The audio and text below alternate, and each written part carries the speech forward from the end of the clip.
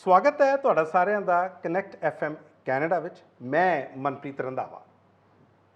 Bharatiya Janata party की करनाटक दे विच बुरी तरह हार हुई है और लोगों ने भारतीय जनता पार्टी नूं दसता कि असी फिरकू एजेंडे ते तुहानूं वोट नहीं पाउणी, असी कम्युनल एजेंडे ते वोट तुहानूं नहीं पाउणी। और पंजाब दे विच भी भारतीय जनता पार्टी के हालात कोई वधिया नहीं है। जलंधर की जिमनी चोन दे विच उस दे कैंਡੀਡੇਟ इंदर इकबाल सिंह अटवाल की भी जमानत जब्त हो गई है और भारतीय जनता पार्टी का पंजाब दे विच जमानत जब्त होने का सिलसिला लगातार जारी है। चाहे जिथों मर्जी इन्होंने लीडर लैके आते होण, पर इन्हों का कोई उभार नहीं हो रहा। सन 2022 दे विच चलदे हैं। सन 2022 दे विच जदों पंजाब दीयां असैंबली चोणां होणीआं सी, पहली वारी भारतीय जनता पार्टी कल्ली लड़दी आ श्रोमणी अकाली दल तो वख हो के 73 सीटां ते लड़दी आ ते 54 सीटां ते 54 कैंਡੀਡੇਟਸ इन्हां दे उम्मीदवारां दी जमानतां जब्त हो जांदियां ने ते केवल 19 उम्मीदवार भारतीय जनता पार्टी दे अपनी जमानत बचा पाउंदे आ ते उन्हां विचों भी जितदे किन्ने ने? केवल 2, सिर्फ 2। एक अश्विनी शर्मा ते दूसरा इन्हां दे सहयोगी ने जंगी लाल महाजन मकेरियां तो जिते आ, अश्विनी शर्मा पठानकोट तो। हुण तुसीं देखो उसे समय दौरान एक कैप्टन अमरिंदर सिंह ते डोरे पाउंदे आ, कहते भारतीय जनता पार्टी जाजो तुहाडा कद तां बहुत वड्डा, सानू भी शायद इहदा कोई फायदा मिल जे। कैप्टन अमरिंदर सिंह आ जांदे ने, पंजाब लोक कांग्रेस बना लेंदे ने ते उस तो बाद वो भी 28 सीटां ते लड़दे ने वो असैंबली चोणां पंजाब दीयां सन 2022 दे विच। ते सारे दे सारे 28 कैंਡੀਡੇਟ जो कैप्टन अमरिंदर सिंह पंजाब लोक कांग्रेस के खड़े करते आ, सारे हार जाते हैं। बल्कि इत्थों तक कि 27 कैंਡੀਡੇਟਸ ਦੀਆਂ उम्मीदवारों ਦੀਆਂ ਜ਼ਮਾਨਤਾਂ जब्त हो ਜਾਂਦੀਆਂ ਤੇ कैप्टन अमरिंदर सिंह ਉਹ ਲੀਡਰ ਜਿਹੜੇ 52 ਹਜ਼ਾਰ ਤੋਂ ਵੀ ਵੱਧ ਵੋਟਾਂ ਨਾਲ ਜਿੱਤਦੇ ਸੀ, ਜਿਹੜੇ ਕਿਸੇ ਟਾਈਮ 42 ਹਜ਼ਾਰ ਵੋਟਾਂ ਤੋਂ ਵੱਧ ਜਿੱਤਦੇ ਸੀ, ਉਹ ਆਪਣੀ ਚੋਣ 20 ਹਜ਼ਾਰ ਵੋਟਾਂ ਦੇ ਨਾਲ ਬਲਕਿ 19,873 ਵੋਟਾਂ ਨਾਲ ਹਾਰ ਜਾਂਦੇ ਨੇ। ਜਿਹੜਾ ਵਿਅਕਤੀ ਦਾ ਕੱਦ ਐਡਾ ਹੁੰਦਾ, ਜਿੱਦਾਂ ਹੀ ਭਾਰਤੀ ਜਨਤਾ ਪਾਰਟੀ ਨਾਲ ਜੁੜਦਾ उदों नाल ही हार जाता, बल्कि उसके कैंਡੀਡੇਟਸ की जमानत भी जब्त हो जाती है। अगे आ जाओ संगरूर की वो जिमनी चोण लोक सभा की जिस विच केवल ढिल्लों कांग्रेस तो उन्होंने लैके आया जाता। कांग्रेस दे विच केवल ढिल्लों का एक स्थान सी, वो एक सीनियर लीडर सी उत्थे, और उन्होंने कहते तुसीं साडे नाल शामिल हो जाओ, असीं तुहाडा कद होर वधावांगे। केवल ढिल्लों संगरूर की चोण लड़ते तो उन्होंने भी जमानत जब्त हो जाती है। चौथे नंबर पर आउंदी है भारतीय जनता पार्टी संगरूर की जिमनी चोण दे विच। अगे आ जाओ हुण मैं जलंधर की चोण की तुहाडे नाल गल करके हटिया। ਇਹਦੇ ਵਿੱਚ भी इन्हां कोले कैंਡੀਡੇਟ नहीं हुंदा ਜਿਹੜੇ ਕਹਿੰਦੇ कि ਅਸੀਂ कैडर बेस्ड पार्टियां, साडा ਤਾਂ देखो ਵੱਖਰੀਆਂ ਵੱਖਰੀਆਂ पार्टियां तो ਅਸੀਂ ਇੰਨੇ लीडर्स लैके आए हैं, इन्हां नूं कैंਡੀਡੇਟ नहीं ਲੱਭਦਾ। तो फिर श्रोमणी अकाली दल तो ये इंदर इकबाल सिंह अटवाल नूं लैके आउंदे ने, चरणजीत सिंह अटवाल दे मुंडे दोनों ही प्यो पुत शामिल हो जाते हैं भारतीय जनता पार्टी दे विच। उन्हां नूं कैंਡੀਡੇਟ बनाया जाता, उन्हां दी भी जिस तरह नतीजे आउंदे ने नाल दी नाल जमानत जब्त हो जाती है।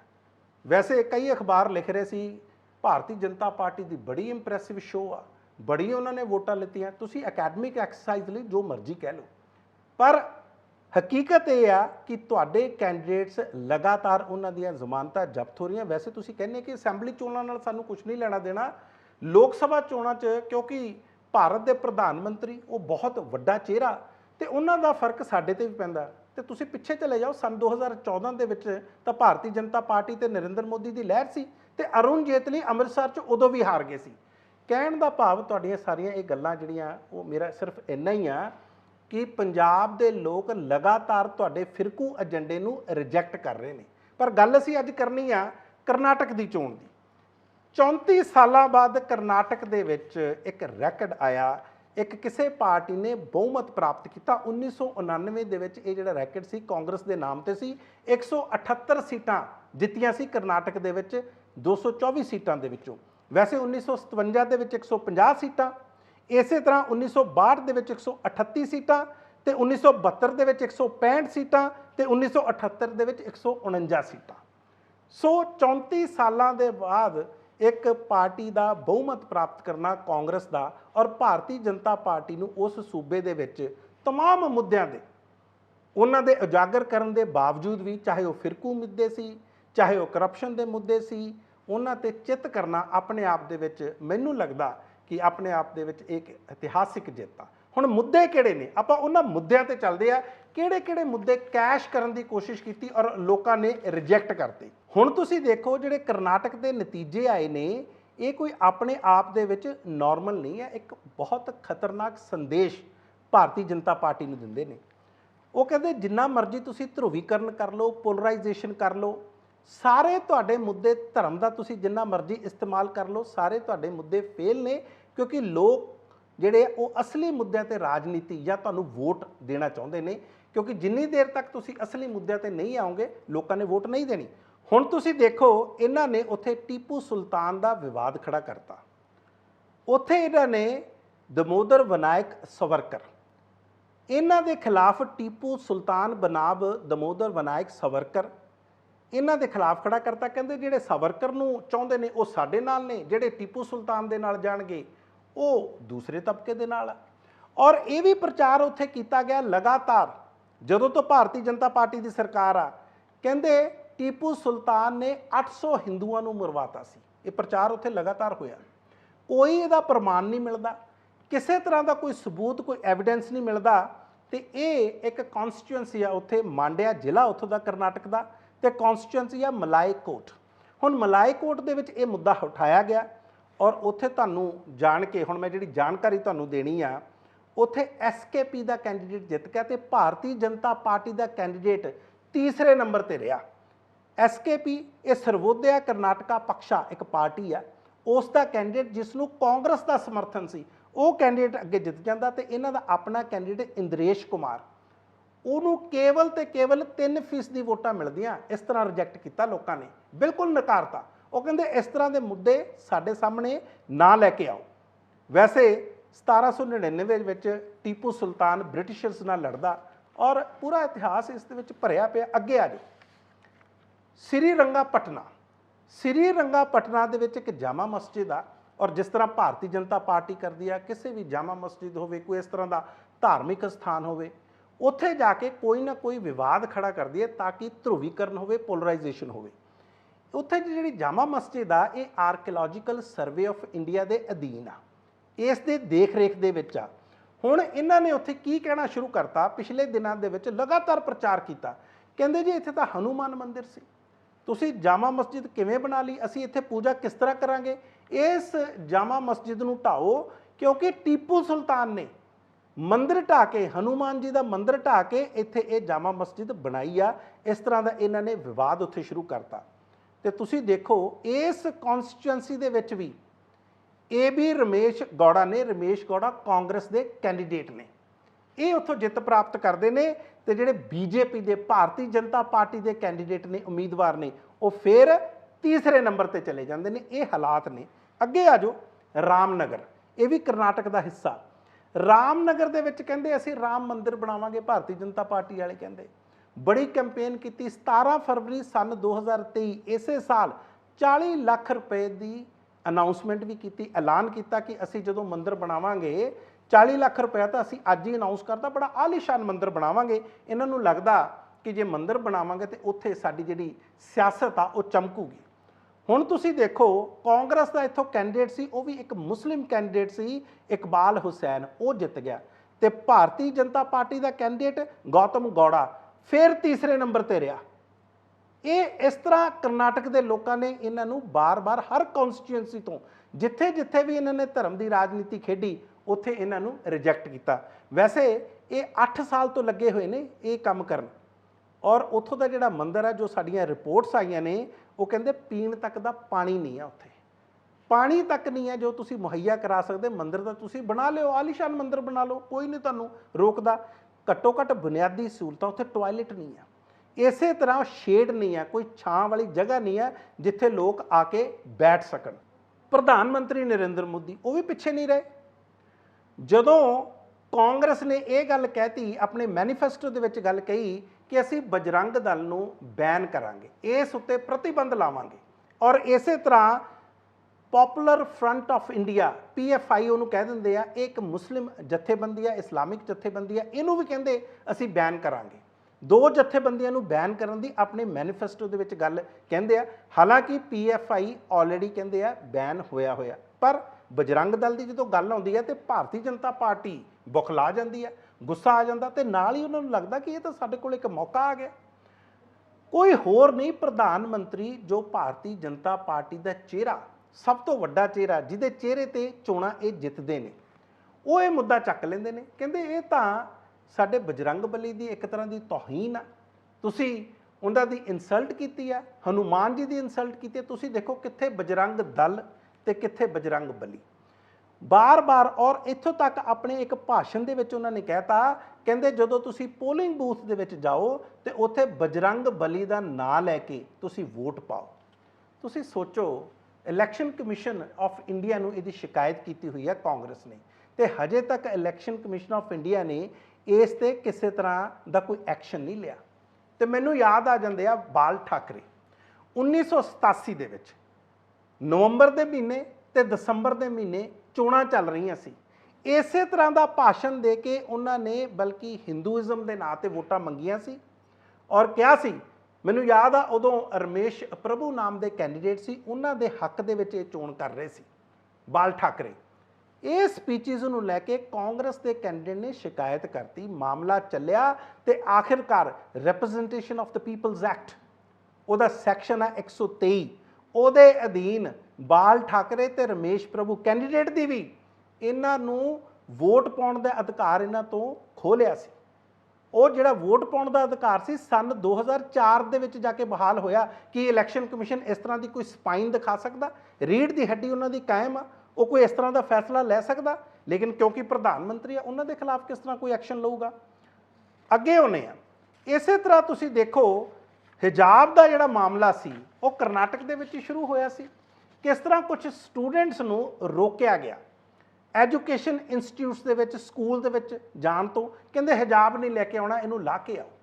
ਜਦੋਂ ਸੁਪਰੀਮ ਕੋਰਟ ਦੇ ਵਿੱਚ ਮਾਮਲਾ ਆਇਆ ਸੀ, ਮੈਨੂੰ ਉਦੋਂ ਯਾਦ ਆ ਸੁਪਰੀਮ ਕੋਰਟ ਦੇ ਵਿੱਚ ਇਹਨਾਂ ਸਟੂਡੈਂਟਸ ਦੇ ਜਿਹੜੇ ਵਕੀਲ ਹੱਕ ਦੇ ਵਿੱਚ ਖੜੇ ਸੀ, ਉਹ ਕਹਿ ਰਹੇ ਸੀ, ਕਹਿੰਦੇ ਬਾਕੀ ਧਰਮਾਂ, ਬਾਕੀ ਮਿਨੋਰਿਟੀਜ਼ ਆ, ਉਹ ਵੀ ਤਾਂ ਸਾਰਾ ਕੁਝ ਕਰਦੀਆਂ ਨੇ, ਆਪਣੇ ਸਿੰਬਲਸ ਲੈ ਕੇ ਜਾਂਦੀਆਂ ਨੇ, ਤੇ ਜੇ ਅਸੀਂ ਲੈ ਜਾਂਦੇ, ਜੇ ਕੁੜੀਆਂ ਹਿਜਾਬ ਪਾ ਕੇ ਪੜ੍ਹਨ ਜਾਂਦੀਆਂ ਨੇ, ਘੱਟੋ ਘੱਟ ਉਹਨਾਂ ਦੀ ਪੜ੍ਹਾਈ ਦੇ ਵਿੱਚ ਵਿਘਨ ਤਾਂ ਨਾ ਪਾਓ।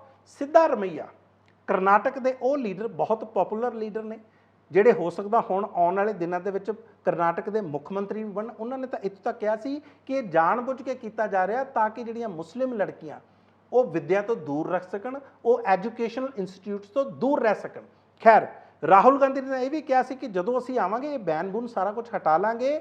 ਇਸ ਕੌਂਸਟੀਟੂਐਂਸੀ ਗੁਲਬਰਗਾ ਨਾਰਥ ਕੌਂਸਟੀਟੂਐਂਸੀ ਆ, ਇੱਥੋਂ ਕਾਂਗਰਸ ਦੀ ਕੈਂਡੀਡੇਟ ਕਨੀਜ਼ ਫਾਤਿਮਾ ਉਹ ਜਿੱਤੀ ਆ। ਕਨੀਜ਼ ਫਾਤਿਮਾ ਉਹ ਕੈਂਡੀਡੇਟ ਆ ਜਿਹੜੀ ਲਗਾਤਾਰ ਇਸ ਬੈਨ ਦਾ, ਇਸ ਹਿਜਾਬ ਦੇ ਬੈਨ ਦਾ ਵਿਰੋਧ ਕਰ ਰਹੀ ਸੀ। ਤੇ ਇੱਥੋਂ ਦੇ ਭਾਰਤੀ ਜਨਤਾ ਪਾਰਟੀ ਦੇ ਕੈਂਡੀਡੇਟ ਨੇ ਚੰਦਰਕਾਂਤ ਬੀ ਪਾਟਿਲ, ਇਹ ਪਿੱਛੇ ਰਹਿ ਗਏ ਆ। ਲਗਾਤਾਰ ਇਹਨਾਂ ਨੇ ਇਸ ਕੇਸ ਨੂੰ ਅੱਗੇ ਵਧਾਉਣ ਦੀ ਕੋਸ਼ਿਸ਼ ਕੀਤੀ। ਔਰ ਇੱਕ ਗੱਲ ਹੋਰ, ਵੈਸੇ ਪ੍ਰਧਾਨ ਮੰਤਰੀ ਨੇ ਲਗਾਤਾਰ ਉਹ ਵਿਕਟਮ ਕਾਰਡ ਵੀ ਖੇਲਿਆ ਇੱਥੇ। ਇੱਕ ਭਾਸ਼ਣ ਦੇ ਵਿੱਚ ਕਹਿੰਦੇ ਆ, ਦੇਖੋ ਕਹਿੰਦੇ ਵਿਰੋਧੀ ਪਾਰਟੀਆਂ ਮੈਨੂੰ ਗਾਲਾਂ ਕੱਢ ਰਹੀਆਂ 91 ਵਾਰ, ਬਲਕਿ ਗਿਣਤੀ ਵੀ ਦੱਸੀ 91 ਟਾਈਮਸ ਕਹਿੰਦੇ ਮੈਨੂੰ ਗਾਲਾਂ ਕੱਢੀਆਂ ਨੇ। ਤੇ ਦੇਖ ਲਓ ਕਹਿੰਦੇ, ਯਾਨੀ ਕਿ ਪੀੜਿਤ ਜਾਂ ਆਪਣੇ ਆਪ ਨੂੰ ਵਿਕਟਮ ਦਾ ਜਿਹੜਾ ਕਾਰਡ ਖੇਲਣਾ ਪ੍ਰਧਾਨ ਮੰਤਰੀ ਨੇ ਇਸ ਇਲੈਕਸ਼ਨ ਦੇ ਵਿੱਚ ਵੀ ਜਾਰੀ ਰੱਖਿਆ। ਤੁਹਾਨੂੰ ਯਾਦ ਹੋਣਾ ਜਦੋਂ ਪੰਜਾਬ 'ਚ ਆਏ ਸੀ, वो पंजाब में एक बार इनकी गाड़ी के सामने प्रदर्शन हो गया था। इट वाज हार्मलेस प्रदर्शन, कुछ नहीं था। इन्होंने कहा मेरी जान बच गई, आज मैं मर गया। तो डरपोक आदमी है। ਪੰਜਾਬ ਦੇ ਵਿੱਚ ਵੀ ਤਾਂ ਕਹਿ ਕੇ ਗਏ ਸੀ, ਕਹਿੰਦੇ ਦੇਖੋ ਜੀ ਆਪਣੇ ਮੁੱਖ ਮੰਤਰੀ ਨੂੰ ਕਹਿ ਦਿਓ ਮੈਂ ਜਿਉਂਦਾ ਵਾਪਸ ਚੱਲਿਆ। ਉਦੋਂ ਵੀ ਇੱਕ ਤਰ੍ਹਾਂ ਦਾ ਵਿਕਟਮ ਕਾਰਡ ਖੇਲਣ ਦੀ ਕੋਸ਼ਿਸ਼ ਕੀਤੀ ਸੀ, ਪਰ ਲੋਕਾਂ ਨੇ ਉਹ ਦਰਕਿਨਾਰ ਕਰਤਾ। ਇਸ ਵਾਰੀ ਤਾਂ ਕਰਨਾਟਕ ਦੇ ਵਿੱਚ ਕਰ ਹੀ ਦਿੱਤਾ। ਪ੍ਰਿਯੰਕਾ ਗਾਂਧੀ ਨੇ ਬੜਾ ਸੋਹਣਾ ਇਸ ਤੇ ਗੱਲ ਕਹੀ ਹੈ, ਕਹਿੰਦੇ ਇਹ ਉਹ ਪ੍ਰਧਾਨ ਮੰਤਰੀ ਨੇ ਹਮੇਸ਼ਾ ਵਿਕਟਮ ਕਾਰਡ ਖੇਡਦੇ ਨੇ, ਇਹਨਾਂ ਨੂੰ ਆਪਣੀ ਪਈ ਰਹਿੰਦੀ, ਮੈਨੂੰ ਗਾਲਾਂ ਕੱਢਤੀਆਂ। ਲੋਕਾਂ ਨੂੰ ਕਿੰਨੀਆਂ ਗਾਲਾਂ ਪੈਂਦੀਆਂ ਨੇ, ਲੋਕ ਕਿੰਨੀਆਂ ਮੁਸ਼ਕਲਾਂ ਦੇ ਵਿੱਚ ਜਿਉਂਦੇ ਨੇ, ਕਿੰਨਾ ਤਕਲੀਫਾਂ ਦੇ ਨਾਲ ਜਿਉਂਦੇ ਨੇ, ਕੀ ਉਹਨਾਂ ਦੀ ਇਕਨੋਮੀ ਦਾ ਹਾਲ ਆ ਜਾਂ ਹੋਰ ਤਮਾਮ ਤਰ੍ਹਾਂ ਦੀਆਂ ਚੀਜ਼ਾਂ ਉਹ ਫੇਸ ਕਰਦੇ ਨੇ। ਕਦੇ ਉਹਨਾਂ ਦੀ ਗੱਲ ਕੀਤੀ ਹੈ ਤੁਸੀਂ ਆਪਣਾ ਵਿਕਟਮ ਕਾਰਡ ਖੇਡਦੇ ਰਹਿੰਦੇ ਹੋ। ਔਰ ਇਕੱਲੇ ਧਰਮ ਤੇ ਨਹੀਂ, ਇਹੀ ਪ੍ਰਧਾਨ ਮੰਤਰੀ ਜਦੋਂ ਕਹਿੰਦੇ ਨੇ ਡਬਲ ਇੰਜਨ ਦੀ ਸਰਕਾਰ, ਇਹ ਡਬਲ ਇੰਜਨ ਆ ਕਿ ਟਰਬਲ ਇੰਜਨ ਆ? ਤੁਸੀਂ ਦੇਖੋ, ਡਬਲ ਇੰਜਨ ਦੀ ਸਰਕਾਰ ਮਤਲਬ ਕਿ ਕੇਂਦਰ ਵੀ ਨਾਲ ਹੋਊਗਾ ਤੇ ਸੂਬਾ ਸਰਕਾਰ ਵੀ ਹੋਊਗੀ, ਅਸੀਂ ਕਰਪਸ਼ਨ ਖਤਮ ਕਰ ਦਾਂਗੇ। ਕਰਪਸ਼ਨ ਦੀ ਬੜੀ ਗੱਲ ਕਰਦੇ ਆ। ਹੁਣ ਵੀ ਇਸ ਚੋਣ ਪ੍ਰਚਾਰ ਦੇ ਵਿੱਚ ਵੀ ਕਹਿੰਦੇ ਸੀ, ਕਹਿੰਦੇ ਸਾਨੂੰ 5 ਸਾਲ ਹੋਰ ਦੇ ਦਿਓ, ਅਸੀਂ ਸੂਬੇ ਨੂੰ ਕਮਾਲ ਦਾ ਵਧੀਆ ਬਣਾ ਦਾਂਗੇ, ਕਰਪਸ਼ਨ ਬਿਲਕੁਲ ਖਤਮ ਕਰ ਦਾਂਗੇ। ਤੇ ਤੁਸੀਂ ਪਿਛਲੇ 5 ਸਾਲਾਂ 'ਚ ਕਿੱਥੇ ਬੈਠੇ ਸੀ? ਹੁਣ ਤੁਹਾਨੂੰ ਮੈਂ ਉਦਾਹਰਨ ਦਿੰਨਾ ਕਿ ਕਰਨਾਟਕ ਦੀ ਸਰਕਾਰ, ਉੱਥੋਂ ਦੇ ਮੁੱਖ ਮੰਤਰੀ, ਉੱਥੋਂ ਦੇ ਜਿੰਨੇ ਮੰਤਰੀ ਸੀ, ਉਹਨਾਂ ਨੂੰ 40% ਦੀ ਸਰਕਾਰ ਕਿਹਾ ਜਾਂਦਾ ਸੀ। ਇਹ ਸਾਰਿਆਂ ਨੂੰ ਪਤਾ, ਬਲਕਿ ਉੱਥੇ ਪੋਸਟਰ ਤੱਕ ਲੱਗ ਗਏ ਸੀ। ਜਿਵੇਂ ਆਪਾਂ ਪੇਟੀਐਮ ਕਹਿੰਦੇ ਆ, ਇਹ ਕਹਿੰਦੇ ਸੀ ਪੇ ਸੀਐਮ। ਇਸ ਤਰ੍ਹਾਂ ਦੇ ਪੋਸਟਰ ਲੱਗ ਗਏ ਸੀ। ਕਈ ਕਾਂਗਰਸ ਦੇ ਸਿਆਸੀ ਨੇਤਾਵਾਂ ਤੇ ਤੱਕ ਪਰਚੇ ਤੱਕ ਦਰਜ ਹੋ ਗਏ ਸੀ। ਖੈਰ, ਹੁਣ ਤੁਸੀਂ ਦੇਖੋ, ਉੱਥੋਂ ਦੇ ਕੰਟਰੈਕਟਰਸ ਨੇ, ਠੇਕੇਦਾਰਾਂ ਨੇ ਪ੍ਰਧਾਨ ਮੰਤਰੀ ਨਰਿੰਦਰ ਮੋਦੀ ਨੂੰ ਚਿੱਠੀ ਲਿਖੀ। ਕਹਿੰਦੇ ਜੀ ਸਾਡੇ ਇੱਥੇ 40% ਦੀ ਕੱਟ ਮੰਗਦੇ ਨੇ, ਤੁਹਾਡੀ ਸਰਕਾਰ ਆ, ਤੁਸੀਂ ਕਰਪਸ਼ਨ ਦੇ ਖਿਲਾਫ ਆ, ਕੁਝ ਕਰੋ। ਚੂੰ ਤੱਕ ਨਹੀਂ ਕੀਤੀ, ਕੋਈ ਲਫ਼ਜ਼ ਹੀ ਨਹੀਂ ਕੱਢਿਆ। ਬਲਕਿ ਇੱਕ ਬਹੁਤ ਯੰਗ 40 ਸਾਲਾਂ ਦਾ ਠੇਕੇਦਾਰ ਸੰਤੋਸ਼ ਪਾਟਿਲ ਉਹਦਾ ਨਾਂ, ਉਹ ਭਾਰਤੀ ਜਨਤਾ ਪਾਰਟੀ ਦਾ ਸਮਰਥਕ ਸੀ। ਉਸ ਨੇ ਵੀ ਚਿੱਠੀ ਲਿਖੀ ਕਿ KS ਐਸ਼ਵਰਪਾ, ਇਹ ਨਾਮ ਯਾਦ ਕਰ ਲਓ, KS ਐਸ਼ਵਰਪਾ। KS ਐਸ਼ਵਰਪਾ Bharatiya Janata party ਦੇ ਇਕੱਲੇ ਲੀਡਰ ਨਹੀਂ, ਸੀਨੀਅਰ ਲੀਡਰ ਨਹੀਂ, RSS ਦੇ ਵੀ ਬੜੇ ਸੀਨੀਅਰ ਪ੍ਰਚਾਰਕ ਵੀ ਨੇ, ਉਹਨਾਂ ਦੇ ਨਾਲ ਜੁੜੇ ਰਹੇ ਨੇ। ਔਰ ਉਹਨਾਂ ਨੇ ਇਲਜ਼ਾਮ ਲਾਇਆ ਸੀ ਕਿ ਇਹ ਜਿਹੜੇ KS ਐਸ਼ਵਰਪਾ ਡਿਪਟੀ CM ਨੇ, ਡਿਪਟੀ ਚੀਫ ਮਿਨਿਸਟਰ, ਇਹ ਮੇਰੇ ਤੋਂ ਰਿਸ਼ਵਤ ਮੰਗਦੇ ਨੇ। ਕਹਿੰਦੇ ਰੋਕੋ, ਨਹੀਂ ਰੋਕਿਆ। ਆਖਿਰਕਾਰ ਸੰਤੋਸ਼ ਪਾਟਿਲ ਨੇ ਮਈ ਸਨ 2022 ਦੇ ਵਿੱਚ ਆਤਮ ਹੱਤਿਆ ਕਰ ਲਈ। ਲੇਕਿਨ ਕੇਂਦਰ ਦੀ ਸਰਕਾਰ, ਕੇਂਦਰ ਦੀ ਭਾਰਤੀ ਜਨਤਾ ਪਾਰਟੀ ਦੀ ਲੀਡਰਸ਼ਿਪ, ਕੋਈ ਨਹੀਂ ਜਾਗਿਆ, ਕਿਸੇ ਨੇ ਕਿਸੇ ਤਰ੍ਹਾਂ ਦਾ ਕੋਈ ਫੈਸਲਾ ਨਹੀਂ ਲਿਆ। ਇਸੇ ਕਰਕੇ ਤੁਸੀਂ ਦੇਖੋ, ਇਹ ਜਿਹੜੀਆਂ ਸਾਰੀਆਂ ਚੀਜ਼ਾਂ ਨੇ, ਔਰ ਲੋਕਾਂ ਨੂੰ ਫਿਰ ਕਿਤੇ ਨਾ ਕਿਤੇ ਅੱਖਰ ਦੀਆਂ ਜ਼ਰੂਰ ਨੇ। ਲੋਕ ਇਸ ਤਰ੍ਹਾਂ ਦੇ ਲੋਕਾਂ ਨੂੰ ਵੋਟਾਂ ਨਹੀਂ ਪਾਉਣਾ ਚਾਹੁੰਦੇ, ਔਰ ਇਸੇ ਕਰਕੇ ਇਹਨਾਂ ਦੇ ਉਮੀਦਵਾਰ ਜਿਹੜੇ ਨੇ ਉਹ ਹਾਰੇ ਨੇ, ਔਰ ਇਸੇ ਕਰਕੇ ਭਾਰਤੀ ਜਨਤਾ ਪਾਰਟੀ ਦੀ ਇੰਨੀ ਬੁਰੀ ਹਾਰ ਹੋਈ ਆ। ਇਸੇ KS ਐਸ਼ਵਰਪਾ ਨੂੰ ਬਾਅਦ ਦੇ ਵਿੱਚ ਉੱਥੋਂ ਦੀ ਪੁਲਿਸ ਨੂੰ ਬੁੱਕ ਕਰਨਾ ਪਿਆ, ਕਿਉਂਕਿ ਕਿਸੇ ਨਾ ਕਿਸੇ ਤਰ੍ਹਾਂ ਉਹਨਾਂ ਤੇ ਦਬਾਅ ਸੀ। ਔਰ ਜਦੋਂ ਇਹਨਾਂ ਦੇ ਘਰ ਦੀ ਤਲਾਸ਼ੀ ਲਈ ਗਈ ਤੇ ਉੱਥੋਂ ਕਰੰਸੀ ਕਾਊਂਟਿੰਗ ਮਸ਼ੀਨਸ, ਜਿਹੜੀਆਂ ਪੈਸੇ ਗਿਣਨ ਵਾਲੀਆਂ ਮਸ਼ੀਨਾਂ ਬੈਂਕਾਂ ਕੋਲੇ ਹੁੰਦੀਆਂ, ਇਹਨਾਂ ਦੇ ਘਰਾਂ 'ਚੋਂ ਮਿਲੀਆਂ। ਤੇ ਸੁੰਦਰ ਸ਼ਾਮ ਅਰੋੜੇ ਨੂੰ ਵੀ ਯਾਦ ਕਰ ਲਓ, ਭਾਰਤੀ ਜਨਤਾ ਪਾਰਟੀ ਦੇ ਉਹ ਲੀਡਰ, ਉਹਨਾਂ ਦੇ ਘਰੋਂ ਹੁਸ਼ਿਆਰਪੁਰ ਤੋਂ ਵੀ ਇਸ ਤਰ੍ਹਾਂ ਦੀ ਮਸ਼ੀਨ ਮਿਲੀ ਸੀ। ਖੈਰ, 20 ਅਪ੍ਰੈਲ ਸਨ 2023 ਨੂੰ KS ਐਸ਼ਵਰਪਾ ਹੀ ਉਹ ਲੀਡਰ ਸੀ ਜਿਨ੍ਹਾਂ ਨੂੰ ਪ੍ਰਧਾਨ ਮੰਤਰੀ ਫੋਨ ਕਰਦੇ ਆ, ਤੇ ਫੋਨ ਕਰਕੇ ਬਹੁਤ ਮਿੱਠੀਆਂ ਮਿੱਠੀਆਂ ਗੱਲਾਂ ਕਰਦੇ ਆ। ਕਹਿੰਦੇ ਐਸ਼ਵਰਪਾ ਜੀ, ਤੁਸੀਂ ਬੜਾ ਵਧੀਆ ਕੀਤਾ ਜਿਹੜਾ ਤੁਸੀਂ ਸਾਡੇ ਖਿਲਾਫ ਬਗਾਵਤ ਨਹੀਂ ਕੀਤੀ। ਕੋਈ ਗੱਲ ਨਹੀਂ, ਸਾਨੂੰ ਮਜਬੂਰੀ 'ਚ ਤੁਹਾਨੂੰ ਟਿਕਟ ਨਹੀਂ ਦਿੱਤੀ ਗਈ ਸਾਡੇ ਤੋਂ, ਪਰ ਤੁਸੀਂ ਬਗਾਵਤ ਨਹੀਂ ਕੀਤੀ, ਇਸ ਕਰਕੇ ਅਸੀਂ ਤੁਹਾਡੇ ਸ਼ੁਕਰਗੁਜ਼ਾਰ ਆ। ਇਹ ਪ੍ਰਧਾਨ ਮੰਤਰੀ ਕਹਿ ਰਹੇ ਆ। ਔਰ ਮੈਨੂੰ ਯਾਦ ਹੈਗਾ ਫਿਰ ਹਿਮਾਚਲ ਪ੍ਰਦੇਸ਼ ਦਾ ਫੋਨ ਵੀ ਉਹ ਜੋ ਕਿਰਪਾਲ ਪਰਮਾਰ ਨੂੰ ਗਿਆ ਸੀ, ਭਾਰਤੀ ਜਨਤਾ ਪਾਰਟੀ ਦਾ ਲੀਡਰ ਜਿਹੜਾ ਇੰਡੀਪੈਂਡੈਂਟ ਖੜਾ ਹੋ ਗਿਆ ਸੀ ਫਤਿਹਪੁਰ ਤੋਂ, ਹਿਮਾਚਲ ਪ੍ਰਦੇਸ਼ ਤੋਂ, ਉਦੋਂ ਵੀ ਤਾਂ ਇਹੀ ਗੱਲ ਕਹੀ ਸੀ। ਕਿਉਂ ਨਹੀਂ ਇਹਨਾਂ ਚੀਜ਼ਾਂ ਤੇ ਐਕਸ਼ਨ ਹੋਇਆ? ਤੇ ਫਿਰ ਨਾਲ ਹੀ ਮੈਨੂੰ ਗੱਲ ਯਾਦ ਆ ਗਈ ਸੱਤਿਆਪਾਲ ਮਲਿਕ ਦੀ। ਸੱਤਿਆਪਾਲ ਮਲਿਕ ਸਾਬਕਾ ਜੰਮੂ ਕਸ਼ਮੀਰ ਤੇ ਹੋਰ ਕਈ ਰਾਜਾਂ ਦੇ ਗਵਰਨਰ ਜਦੋਂ ਮੇਰੇ ਨਾਲ ਗੱਲ ਕਰਦੇ ਆ, ਉਹ ਕਹਿੰਦੇ ਪ੍ਰਧਾਨ ਮੰਤਰੀ ਨੂੰ ਕਰਪਸ਼ਨ ਤੋਂ ਕਿਸੇ ਤਰ੍ਹਾਂ ਦੀ ਕੋਈ ਨਫ਼ਰਤ ਨਹੀਂ ਆ। He is not averse to the corruption at all. This is what Satyapal Malik told me. ਇੱਥੋਂ ਤੁਸੀਂ ਅੰਦਾਜ਼ਾ ਲਾਓ, ਜਿਸ ਪ੍ਰਧਾਨ ਮੰਤਰੀ ਨੂੰ ਜਿੰਨੀਆਂ ਮਰਜ਼ੀ ਗੱਲਾਂ ਕਰ ਲੈਣ, ਅੱਜ ਬੜੀ ਕਰਪਸ਼ਨ ਦੀਆਂ ਗੱਲਾਂ ਕਰਦੇ ਨੇ, ਤੇ ਫਿਰ ਜਦੋਂ ਇਸ ਤਰ੍ਹਾਂ ਦੀਆਂ ਉਦਾਹਰਨਾਂ ਆਉਂਦੀਆਂ ਨੇ ਤੇ ਫਿਰ ਹੈਰਾਨੀ ਹੁੰਦੀ ਹੈ। ਇੱਕ ਚੀਜ਼ ਮੰਨਣੀ ਪਊਗੀ ਕਿ ਜਿਸ ਪਾਰਟੀ ਨੇ, ਭਾਰਤੀ ਜਨਤਾ ਪਾਰਟੀ ਨੇ ਰਾਹੁਲ ਗਾਂਧੀ ਨੂੰ ਪੱਪੂ ਬਣਾਉਣ ਲਈ ਤਮਾਮ ਤਰ੍ਹਾਂ ਦੇ ਹਥਕੰਡੇ ਅਪਣਾਏ, ਆਪਣੀ ਪੂਰੀ IT ਸੈੱਲ ਦੀ ਟੀਮ ਲਾਤੀ, ਆਪਣੀ ਪੂਰੀ ਫੌਜ ਲਾਤੀ, ਕਿਉਂਕਿ ਸਭ ਤੋਂ ਵੱਧ ਪਾਰਟੀ ਦੀ ਲੀਡਰਸ਼ਿਪ ਜਾਂ ਮੈਂਬਰਸ਼ਿਪ ਮੈਂ ਕਹੂੰਗਾ ਭਾਰਤੀ ਜਨਤਾ ਪਾਰਟੀ ਕੋਲੇ ਆ। ਤਮਾਮ ਤਰ੍ਹਾਂ ਦੇ ਇਹਨਾਂ ਨੇ ਰਿਸੋਰਸਿਸ ਖਰਚ ਕਰਤੇ, ਪਰ ਉਸ ਵਿਅਕਤੀ ਨੇ, ਉਸੇ ਰਾਹੁਲ ਗਾਂਧੀ ਨੇ ਕਰਨਾਟਕ ਦੇ ਵਿੱਚ ਭਾਰਤੀ ਜਨਤਾ ਪਾਰਟੀ ਨੂੰ ਪੱਪੂ ਬਣਾਤਾ। ਹੁਣ ਤੁਸੀਂ ਇੱਕ ਚੀਜ਼ ਦੇਖੋ, ਉਹਨਾਂ ਨੇ ਜਿਹੜੀ ਇਹ ਗੱਲ ਕਹੀ ਆ, ਕਹਿੰਦੇ ਅਸੀਂ ਤਾਂ ਨਫ਼ਰਤ ਦੇ ਬਾਜ਼ਾਰ ਦੇ ਵਿੱਚ ਮੁਹੱਬਤ ਦੀਆਂ ਦੁਕਾਨਾਂ ਖੋਲ੍ਹੀਆਂ। ਤੇ ਫਿਰ ਥੋੜਾ ਜਿਹਾ ਫੋਕਸ ਕਰੀਏ ਕਿ ਰਾਹੁਲ ਗਾਂਧੀ ਦੀ ਯਾਤਰਾ ਨੇ ਇਸ ਕਰਨਾਟਕ ਦੀ ਚੋਣ ਤੇ ਕਿੰਨਾ ਕੁ ਅਸਰ ਪਾਇਆ, ਕਿਉਂਕਿ ਉਹਨਾਂ ਨੇ ਬਾਰ-ਬਾਰ ਇਸ ਗੱਲ ਉੱਤੇ ਜ਼ੋਰ ਦਿੱਤਾ। ਹੁਣ ਮੈਂ ਤੁਹਾਨੂੰ ਥੋੜਾ ਜਿਹਾ ਕਰਨਾਟਕ ਦੀ ਯਾਤਰਾ ਵੱਲ ਲੈ ਕੇ ਜਾਣਾ ਕਿ ਜਿਹੜੀ ਭਾਰਤ ਜੋੜੋ ਯਾਤਰਾ ਸੀ, ਕਿਉਂਕਿ ਭਾਰਤੀ ਜਨਤਾ ਪਾਰਟੀ ਕਹਿੰਦੀ ਸੀ, ਕਹਿੰਦੇ ਭਾਰਤ ਤਾਂ ਟੁੱਟਾ ਨਹੀਂ ਆ, ਤੁਸੀਂ ਇਹ ਯਾਤਰਾ ਕੱਢਦੇ ਕਿਉਂ? ਆਪਣੀ ਯਾਤਰਾ ਕੱਢੋ, ਕਾਂਗਰਸ ਨੂੰ ਜੋੜੋ, ਤੇ ਕਾਂਗਰਸ ਕਰਨਾਟਕ ਦੇ ਵਿੱਚ ਜੁੜ ਗਈ। ਹੁਣ ਤੁਸੀਂ ਦੇਖੋ, ਇਹਨਾਂ ਨੇ ਜਦੋਂ ਯਾਤਰਾ ਕੱਢੀ, ਰਾਹੁਲ ਗਾਂਧੀ ਨੇ 30 ਸਤੰਬਰ ਨੂੰ ਇਹ ਕਰਨਾਟਕ ਪਹੁੰਚਦੇ ਨੇ, ਤੇ ਸਭ ਤੋਂ ਵੱਧ ਸਮਾਂ ਰਾਹੁਲ ਗਾਂਧੀ ਦੀ ਭਾਰਤ ਜੋੜੋ ਯਾਤਰਾ ਉਹ ਕਰਨਾਟਕ ਦੇ ਵਿੱਚ ਹੀ ਰਹੀ ਆ। 22 ਦਿਨ ਇਹਨਾਂ ਨੇ ਲਾਏ ਆ, 30 ਸਤੰਬਰ ਤੋਂ ਲੈ ਕੇ 19 ਅਕਤੂਬਰ ਤੱਕ ਕਰਨਾਟਕ ਦੇ ਵਿੱਚ। ਔਰ ਇਸੇ ਯਾਤਰਾ ਦੇ ਦੌਰਾਨ ਮਲਿਕਾ ਅਰਜੁਨ ਖੜਗੇ, ਮਲਿਕਾ ਅਰਜੁਨ ਖੜਗੇ ਉਹ ਕਰਨਾਟਕ ਤੋਂ ਹੀ ਆਉਂਦੇ ਨੇ, ਪ੍ਰਧਾਨ ਬਣਾਏ ਗਏ ਇਸੇ ਯਾਤਰਾ ਦੇ ਦੌਰਾਨ। ਔਰ ਇਹ ਯਾਤਰਾ ਸੀ ਜਿਹੜੀ ਉਹ ਕਈ ਕਰਨਾਟਕ ਦੇ ਹਿੱਸਿਆਂ ਚੋਂ ਲੰਘੀ। 7 ਲੋਕ ਸਭਾ ਦੀਆਂ ਸੀਟਾਂ ਤੇ 20 ਵਿਧਾਨ ਸਭਾ ਦੇ ਹਲਕਿਆਂ ਚੋਂ ਇਹ ਯਾਤਰਾ ਲੰਘੀ। ਇਹਦੇ ਵਿੱਚ ਚਾਮਰਾਜਨਗਰ, ਮਾਈਸੂਰ, ਮਾਂਡਿਆ, ਤੂਮਪੁਰ, ਚਿਤਰਦੁਰਗ, ਬੈਲਾਰੀ ਤੇ ਰਾਇਚੂਰ ਇਹ ਸਾਰੇ ਹਲਕੇ ਨੇ। ਔਰ ਇਹਨਾਂ ਹਲਕਾਂ ਦੇ ਵਿੱਚ ਜੇ ਤਾਂ ਕਿ ਤੁਸੀਂ ਨਤੀਜੇ ਦੇਖੋ, ਸਾਰਿਆਂ ਦੇ ਵਿੱਚ ਸਟ੍ਰਾਈਕ ਰੇਟ ਆ ਉਹ ਰਾਹੁਲ ਗਾਂਧੀ ਦਾ ਵਧੀਆ।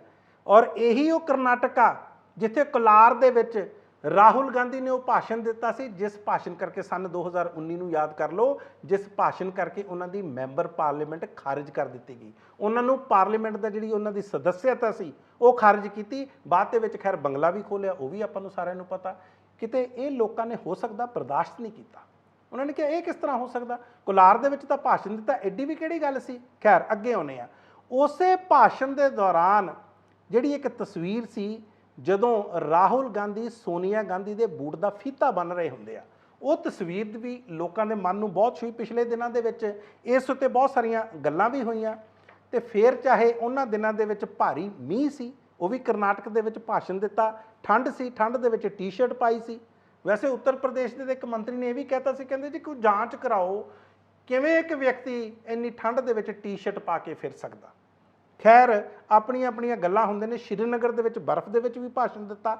ਔਰ ਸਤਪਾਲ ਮਲਿਕ ਜਿਹੜੇ ਸਾਬਕਾ ਗਵਰਨਰ ਰਹੇ ਨੇ ਜੰਮੂ ਕਸ਼ਮੀਰ ਦੇ, ਕਹਿੰਦੇ ਹੈਰਾਨ ਸੀ ਮੈਂ ਇਹ ਦੇਖ ਕੇ ਜਿੰਨੇ ਲੋਕ ਸੁਣਨ ਉਸ ਦਿਨ ਆਏ ਸੀ ਸ਼੍ਰੀਨਗਰ ਦੇ ਵਿੱਚ, ਬਾਹਰ ਨਿਕਲ ਕੇ ਪਹਿਲੀ ਵਾਰੀ ਮੈਂ ਦੇਖਿਆ ਦਿੱਲੀ ਤੋਂ ਕੋਈ ਨੇਤਾ ਆਵੇ ਤੇ ਉਹਨੂੰ ਆਪ ਮੁਹਾਰੇ ਜਾ ਕੇ ਸੁਣਨ ਨੂੰ ਅੱਗੇ ਜਾਣ। ਇਹ ਸਾਰੀਆਂ ਗੱਲਾਂ ਇਸ ਕਰਕੇ ਉੱਭਰ ਕੇ ਆ ਰਹੀਆਂ ਨੇ ਕਿਉਂਕਿ ਨਤੀਜੇ ਆਏ ਨੇ ਔਰ ਨਤੀਜਿਆਂ ਦਾ ਅੰਕਲਨ ਕਰਨਾ ਬਹੁਤ ਜ਼ਰੂਰੀ ਹੈ। ਹੁਣ ਆਉਂਦੇ ਆ ਅਖੀਰ ਤੇ ਕਿ ਉੱਥੇ ਮੁੱਖ ਮੰਤਰੀ ਕੌਣ ਬਣੂਗਾ। ਮੈਂ 2 ਗੱਲਾਂ 'ਚ ਬਸ ਤੁਹਾਡੀ ਗੱਲ ਸਾਰੀ ਇਹ ਖਤਮ ਕਰ ਦੇਣੀ ਆ ਕਿਉਂਕਿ ਮੁਕਾਬਲਾ ਡੀਕੇ ਸ਼ਿਵ ਕੁਮਾਰ ਦੇ ਵਿੱਚ ਆ ਤੇ ਸਿੱਧਾਰਮਈਆ ਦੇ ਵਿੱਚ ਆ। ਸਿੱਧਾਰਮਈਆ ਬਾਰੇ ਮੈਂ ਤੁਹਾਨੂੰ ਦੱਸਦਾ, ਇਹ ਪਹਿਲਾਂ ਵੀ ਮੁੱਖ ਮੰਤਰੀ ਰਹੇ ਆ। ਇਹ ਇੰਨੇ ਕੁ ਪਪੂਲਰ ਨੇ ਉੱਥੇ, ਰਜਨੀਕਾਂਤ ਜਿਵੇਂ ਸਾਊਥ ਇੰਡੀਆ ਦੇ ਵਿੱਚ ਉਹਨਾਂ ਦੀ ਕਾਫੀ ਪਪੂਲੈਰਿਟੀ ਆ, ਉਹਨਾਂ ਨੂੰ ਬਲਕਿ ਉੱਥੋਂ ਦਾ ਰਜਨੀਕਾਂਤ ਮੰਨਿਆ ਜਾਂਦਾ। ਹਾਲਾਂਕਿ ਮਲਿਕਾ ਅਰਜੁਨ ਖੜਗੇ, ਪ੍ਰਿੰਕਾ ਗਾਂਧੀ, ਰਾਹੁਲ ਗਾਂਧੀ ਇਹ ਸਾਰੇ ਹੀ ਉੱਥੇ ਕੈਂਪੇਨ ਕਰ ਰਹੇ ਸੀ, ਪਰ ਸਭ ਤੋਂ ਵੱਧ ਰੈਲੀਆਂ ਕਿਹਦੀਆਂ ਮੰਗੀਆਂ ਜਾ ਰਹੀਆਂ ਸੀ? ਸਿੱਧਾਰਮਈਆ ਦੀਆਂ। ਔਰ ਇੱਥੇ ਮੈਂ ਥੋੜਾ ਜਿਹਾ ਤੁਹਾਨੂੰ ਅੰਦਰਲਾ ਖੁਲਾਸਾ ਥੋੜਾ ਜਿਹਾ ਇਹ ਵੀ ਕਰਦਾ ਕਿ ਡੀਕੇ ਸ਼ਿਵ ਕੁਮਾਰ ਵੱਲ ਵੋਟ ਆ ਮਲਿਕਾ ਅਰਜੁਨ ਖੜਗੇ ਦਾ ਤੇ ਨਾਲ ਆ ਪ੍ਰਿੰਕਾ ਗਾਂਧੀ ਦਾ, ਤੇ ਰਾਹੁਲ ਗਾਂਧੀ ਦਾ ਵੋਟ ਆ ਸਿੱਧਾਰਮਈਆ ਨੂੰ ਕਿਉਂਕਿ ਉਹਨਾਂ ਨੂੰ ਲੱਗਦਾ ਕਿ ਇਹ ਪਪੂਲਰ ਲੀਡਰ ਨੇ। ਤੇ ਇਸੇ ਤਰ੍ਹਾਂ ਉਹਨਾਂ ਨੂੰ ਸਪੋਰਟ ਆ ਰਣਦੀਪ ਸੁਰਜੇਵਾਲਾ ਦੀ। ਹਾਲਾਂਕਿ ਰਣਦੀਪ ਸੁਰਜੇਵਾਲਾ ਉਧਰ ਹੀ ਜਾਣਗੇ ਜਿੱਧਰ ਰਾਹੁਲ ਗਾਂਧੀ ਦੇਖਣਗੇ, ਉਧਰ ਉਹਨਾਂ ਦੀ ਨਜ਼ਰ ਉੱਥੇ ਹੀ ਜਾਏਗੀ। ਹਾਲਾਤ ਇਸ ਤਰ੍ਹਾਂ ਦੇ ਬਣ ਗਏ ਨੇ। ਬਹੁਤ ਸਾਰੇ ਲੋਕਾਂ ਨੂੰ ਲੱਗਦਾ ਸੀ ਕਿ ਕਿਤੇ ਇਹਨਾਂ ਦੇ ਵਿੱਚ ਜੋ ਆਪਸ ਦੇ ਵਿੱਚ ਜੋ ਤਕਰਾਰ ਆ, ਆਪਸ ਦੇ ਵਿੱਚ ਦਰਾਰ ਆ, ਉਹ ਬਾਹਰ ਤਾਂ ਨਹੀਂ ਆ ਜੂਗੀ। ਸੁਖਜਿੰਦਰ ਸਿੰਘ ਰੰਧਾਵਾ ਤਾਂ ਉਹ ਦਰਾਰ ਰਾਜਸਥਾਨ ਦੇ ਵਿੱਚ ਮਿਟਾ ਨਹੀਂ ਸਕੇ, ਪਰ ਇੱਥੇ ਰਣਦੀਪ ਸਿੰਘ ਸੁਰਜੇਵਾਲਾ ਇਹ ਦਰਾਰ ਆਪਸ ਦੇ ਵਿੱਚ ਮਿਟਾਉਣ ਦੇ ਵਿੱਚ ਜਿਹੜੇ ਅੰਦਰਲੇ ਝਗੜੇ ਸੀ ਉਹ ਬਾਹਰ ਨਾ ਆਉਣ, ਇਸ ਵਿੱਚ ਬਹੁਤ ਸਫਲ ਰਹੇ ਨੇ। ਔਰ ਇਸੇ ਕਰਕੇ ਜਿਸ ਤਰ੍ਹਾਂ ਦਾ ਚੋਣ ਪ੍ਰਚਾਰ ਕੀਤਾ ਗਿਆ, ਜਿਸ ਤਰ੍ਹਾਂ ਦੇ ਮੁੱਦੇ ਚੱਕੇ ਗਏ, ਈਵਨ ਕਿ ਜਿਹੜਾ ਬਜਰੰਗ ਦਲ ਨੂੰ ਬੈਨ ਕਰਨ ਦਾ ਮੁੱਦਾ ਸੀ ਉਸ ਤੇ ਬਹੁਤ ਸੋਚ ਵਿਚਾਰ ਹੋਇਆ, ਉਹ ਕੋਈ ਐਵੇਂ ਨਹੀਂ ਫੈਸਲਾ ਲੈ ਲਿਆ ਗਿਆ। ਤੁਸੀਂ ਦੇਖ ਰਹੇ ਸੀ ਕਨੈਕਟ ਸ਼ੀਸ਼ਾ, ਮੈਂ ਮਨਪ੍ਰੀਤ ਰੰਧਾਵਾ।